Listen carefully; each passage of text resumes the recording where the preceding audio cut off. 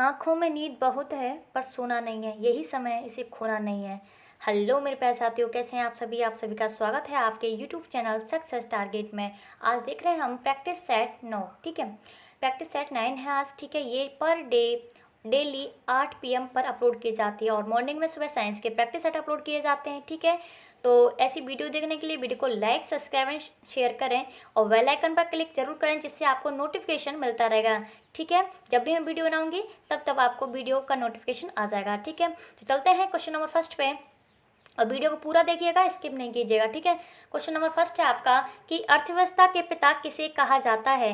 कि अर्थव्यवस्था के पिता किसे कहा जाता है। अमर्त्य सेन, ठीक है, माइकल जॉर्डन या एडम स्मिथ। तो आपका राइट आंसर होगा एडम स्मिथ को अर्थव्यवस्था के पिता के नाम से जाना जाता है या कहा जाता है।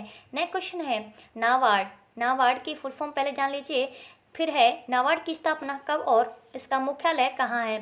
तो नाबार्ड की फुल फॉर्म है, कई बार पूछी गई है, national bank for agriculture and rural development, ठीक है।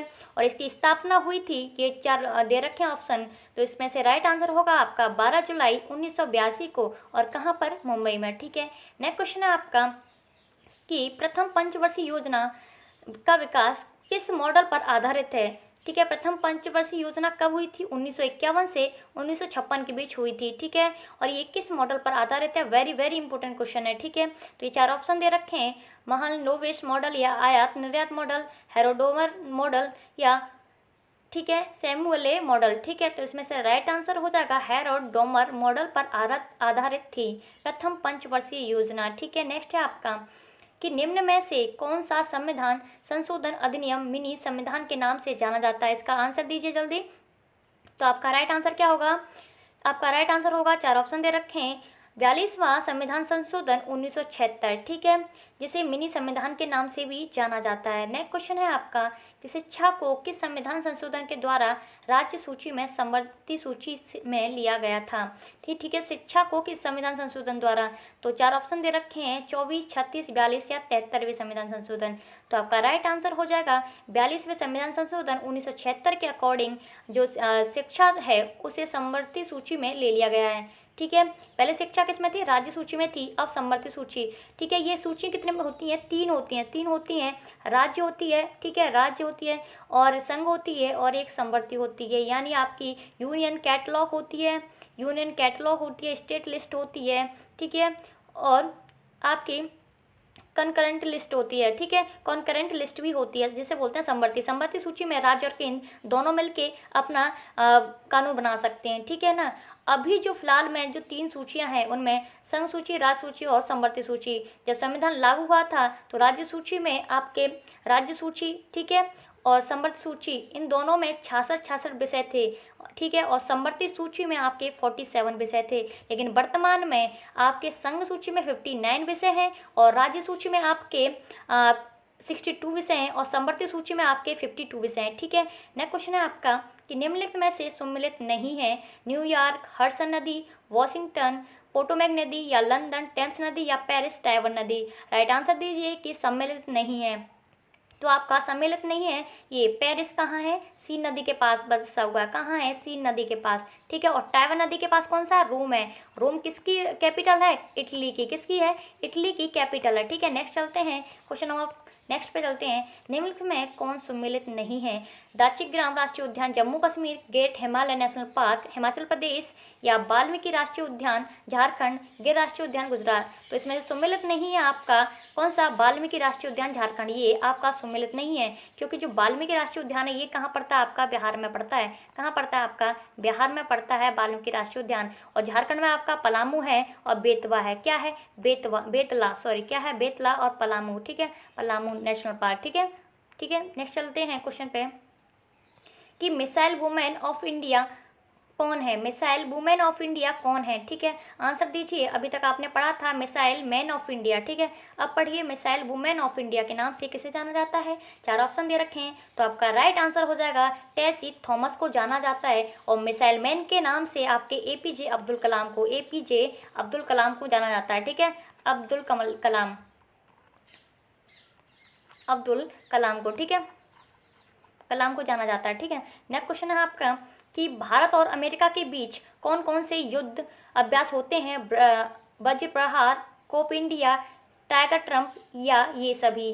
तो राइट आंसर दीजिए। तो यानी इसका राइट आंसर हो जाएगा डी, यानी ये सभी आपके, क्योंकि वज्र प्रहार भी होता है, कोप इंडिया और टाइगर ट्रम्प भी होता है। ठीक है, ठीक है। नेक्स्ट है आपका कि निम्नलिखित में कौन सम्मिलित नहीं है?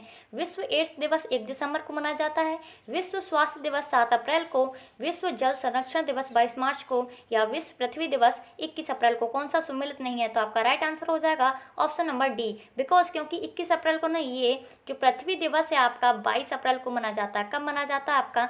22 अप्रैल को ये पृथ्वी दिवस मनाया जाता है। कब? 22 अप्रैल को। ठीक है, 22 अप्रैल को। ठीक है। और नेक्स्ट जो 21 अप्रैल को कौन सा सिविल सर्विस डे मनाया जाता है? कौन सा? सिविल सर्विस डे मनाया जाता है। सिविल सर्विस डे मनाया जाता है। ठीक है। और इसके जो जनक हैं सिविल सर्विस डे के, कौन मतलब जनक कौन है? सिविल सर्विस के जनक हैं लॉर्ड कॉर्नवालिस। ठीक है। नेक्स्ट क्वेश्चन है आपका, निम्नलिखित में कौन सम्मिलित नहीं है? निम्नलिखित में कौन सम्मिलित नहीं है? आंसर दीजिए।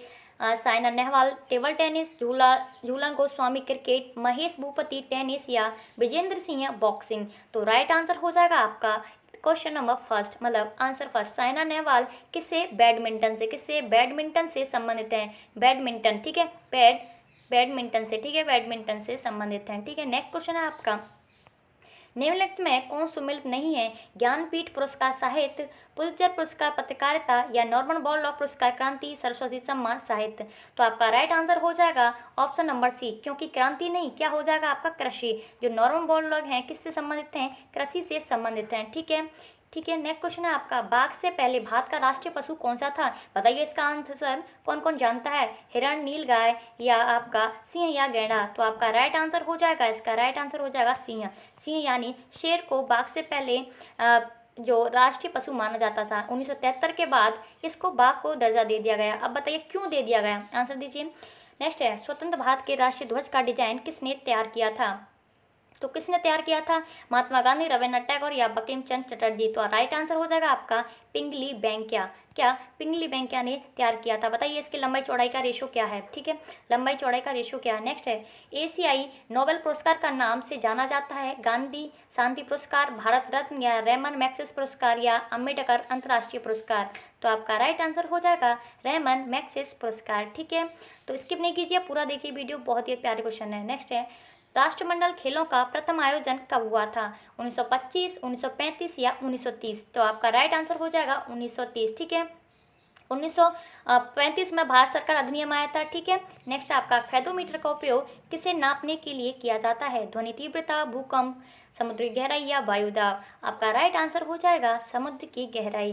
फेदोमीटर का प्रयोग समुद्री गहराई मापने के लिए किया जाता है। नेक्स्ट है, निम्न में कौन सा हार्मोन युवा अवस्था के समय लड़कों में दिखाई देने वाली उपस्थिति में बदलाव लाता है? तो 4 ऑप्शन दे रखे हैं, टेस्टोस्टेरोन, ट्यूबेक्टोमी या वैसेक्टोमी या इनमें से कोई नहीं? तो आपका राइट आंसर हो जाएगा टेस्टोस्टेरोन हो जाएगा, जो कि लड़कों में दिखाई देने वाले जो लक्षण होते हैं उसमें बदलाव लाता है, जैसे आवाज़ का मोटा हो जाना, ये सब। ठीक है। और जो आपका वैसेक्टोमी है ये पुरुषों की नसबंदी से संबंधित है। ठीक है। और जो ट्यूबेक्टोमी है ये स्त्रियों की नसबंदी से संबंधित है। नेक्स्ट क्वेश्चन है आपका कि अंत्यस्थ व्यंजनों की संख्या कितनी होती है? 3, 4 या 2 या इनमें से कोई नहीं? तो आपका राइट आंसर हो जाएगा अंत्यस्थ व्यंजनों की संख्या 4 होती है। वो कौन से होते हैं? य, र, ल, व। ठीक है, ये होते हैं आपके अंत्यस्थ व्यंजन। अच्छा बताइए उस स्पर्शी व्यंजन कितने होते हैं, उनकी कितनी संख्या होती है? नेक्स्ट क्वेश्चन है, शुद्ध वर्तनी का चयन कीजिए। शुद्ध वर्तनी शताब्दी ये 4 दे रखे हैं, तो आपका राइट आंसर हो जाएगा शताब्दी। ठीक है, शताब्दी आपका शुद्ध हो जाएगा। नेक्स्ट है, वेदों को अपौरुषेय क्यों कहा जाता है? क्योंकि वेदों की रचना देवताओं द्वारा की गई, या क्योंकि देवताओं की रचना पुरुषों द्वारा की गई, या वेदों की रचना ऋषियों द्वारा की गई? तो आपका राइट आंसर हो जाएगा कि क्योंकि वेदों की जो रचना है वो देवताओं द्वारा की गई थी, ना कि पुरुषों द्वारा, इसलिए इसे अपौरुषेय कहा जाता है। नेक्स्ट है, राष्ट्रकूट साम्राज्य का संस्थापक कौन है? गोविंद थर्ड या दंती दुर्ग या इंद्र सेकंड या इनमें से कोई नहीं? तो आपका राइट आंसर हो जाएगा ऑप्शन नंबर बी, यानी दंती दुर्ग को राष्ट्रकूट साम्राज्य का संस्थापक माना जाता है। नेक्स्ट है, ट्रांसफॉर्मर प्रयुक्त होता है एसी को डीसी में बदलने के लिए, या डीसी को एसी में, या डीसी वोल्टेज में ऊपर उपचयन का अपचयन करने के लिए। तो आपका राइट आंसर हो जाएगा ऑप्शन नंबर डी। ये ट्रांसफॉर्म जो एसी वोल्टेज में उपचयन या अपचयन करने के लिए प्रयोग होता है। और एसी को डीसी में कौन चेंज करता है? रेक्टिफायर। कौन रेक्टिफायर करता है चेंज? कौन रेक्टिफायर करता है चेंज एसी को डीसी में? ठीक है, नेक्स्ट है आपका हथकरघा दिवस कब मनाया जाता है? 7 अगस्त, 25 और या 14 या 24 अप्रैल। तो आपका राइट आंसर हो जाएगा 7 अगस्त को हथकरघा दिवस मनाया जाता है। इसमें जो लघु उद्यमी जो होते हैं बुनकर और मीडियम वर्ग के जो बुनकर होते हैं उनको प्रोत्साहित किया जाता है। ठीक है, ठीक है, नेक्स्ट है आपका 25 दिसंबर को सुशासन दिवस मनाया जाता है, जो कि अटल बिहारी वाजपेयी की जयंती पर मनाया जाता है। और नेक्स्ट आपको बता दूं, चलो ये 14 सितंबर को हिंदी दिवस मनाया जाता है और 24 अप्रैल को राष्ट्रीय पंचायत दिवस मनाया जाता है। ठीक है, नेक्स्ट है ग्रीस का सही संधि विच्छेद क्या होगा? गिरी प्लस ईश या गिरी प्लस ईश या ये जो कट होता है ना, ये जो कट लगा हुआ है इसका मतलब होता है ये रा आधा है। ठीक है, समझ रहे हैं ना, ये क्या है? रा आधा है। तो आपका राइट आंसर हो जाएगा गिर प्लस ईश। क्या हो जाएगा? गिर प्लस ईश। अच्छा, आप ट्रिक से पहचान सकते हैं, मैंने आपको बोला था बड़ा आ या बड़ी ई या बड़ा ऊ आए आपका ऊ, तो आपका कौन सा हो जाएगा? दीर्घ संधि हो जाएगी। कौन सी हो जाएगी? आपकी दीर्घ संधि हो जाएगी। कौन सी हो जाएगी? दीर्घ संधि। तो आप समझ रहे हैं ये कौन सी संधि होगी पूछा जाए तो ग्रीस कौन सी संधि होगी? दीर्घ। ठीक है, नेक्स्ट क्वेश्चन है आपका कि संस्कार शब्द में किस उपसर्ग का प्रयोग होता है? उपसर्ग कहाँ लगते हैं? आगे लगते हैं। तो किस उपसर्ग का प्रयोग होता है? सम, सन या सम्स या संस। तो आपका राइट हो जाएगा सम। ठीक है, सम का यूज हुआ है। किसका? सम का। नेक्स्ट है आपका कि वह कौन सी पहली इमारत है जिसका निर्माण पूर्ण रूपेण संगमरमर से हुआ है और जिसमें पिट्रा ड्यूरा का प्रयोग हुआ है? वेरी इंपॉर्टेंट क्वेश्चन है। तो आपका राइट आंसर हो जाएगा एतमाद-दौला का मकबरा, जो कि आगरा में स्थित है। कहाँ? यूपी के आगरा में स्थित है। ठीक है, और जो एतमाद-दौला जो मकबरा है वो किसका था? ग्यास बेग था। किसका? ग्यास बेग का था। ग्यास बेग का था। और ग्यास बेग कौन थे? जहांगीर के दरबार में मंत्री थे। ठीक है, और ग्यास बेग कौन थे? एक देखा जाए तो जो जहांगीर की पत्नी थी नूरजहां, उनके पिता थे ग्यास बेग। ठीक है, और ये एतमाद-दौला था वो नूरजहां ने बनवाया था। अच्छा बताइए नूरजहां का मूल नाम क्या था? दूसरा नाम बताइए।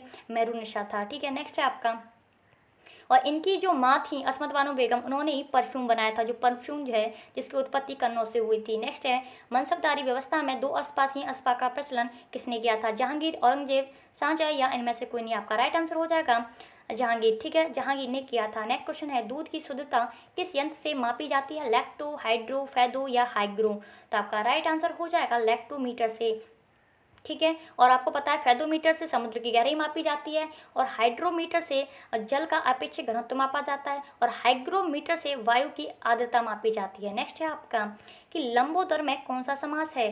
द्वंद्व समास, द्विगु समास, तत्पुरुष समास या बहुब्रीहि। मैंने आपको कल भी बताया था कि मैं आपकी इतनी अच्छी प्रैक्टिस करवा दूंगी तो आपको एक भी क्वेश्चन आपका मिस नहीं हुआ। तो लंबोदर आपको पता है जिसका लंबा है उधर। ठीक है, लंबोदर का अर्थ क्या हुआ? जिसका लंबा है उधर। इक्वल टू में क्या हो गया? गजानन, यानी ठीक है गणेश भगवान। तो ये किसके यानी भगवान के पर्यायवाची हैं और मैंने बोला भगवान से जो भी रिलेटेड आए वो बहुब्रीहि समास हो जाएगा। नेक्स्ट है आपका देशमुख में कौन सा समास है? ज़्यादातर लोग आपके द्विगु लगाएंगे लेकिन ये गलत हो जाएगा, क्योंकि जब आपका बहुब्रीहि समास दे रखा हो, जब आपका बहुब्रीहि साथ में दे रखा हो ऑप्शन में, तो हम राइट आंसर बहुब्रीहि पे लगाएंगे।